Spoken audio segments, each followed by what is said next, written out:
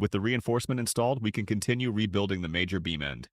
This section had lost a substantial amount of wood to deterioration, so WRP Epoxy Dough is progressively built up around the remaining original wood and reinforcement.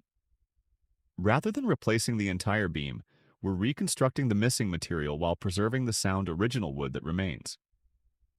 The dough is worked into the repair and built up in stages, gradually restoring the dimensions of the beam.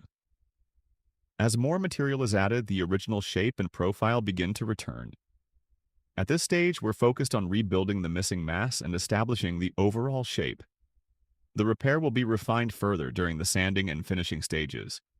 By the end of this process, the major beam end has been built back up and is ready for the next stages of the restoration.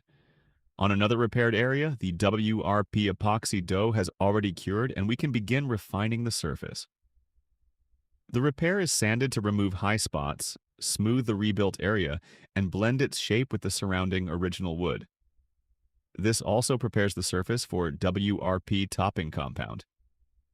WRP Topping Compound is then applied over the repaired area to create the final exterior surface. The topping is worked across the repair and carefully shaped to blend the reconstructed section with the surrounding wood. This allows us to refine the surface and recreate details that help the repair match the original component. While the topping compound is still workable, the WRP Wood Graining Tool is used to recreate a natural wood grain texture.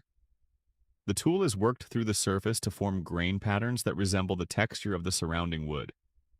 This is an important finishing step because the goal isn't just to rebuild the missing material.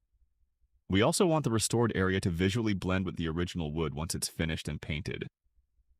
After the topping has cured, this repaired area will be ready for final preparation and paint. In the next video, we'll return to the major beam end repair, complete the final shaping and surface work, and reveal the painted, finished restoration. Follow along to see the final transformation.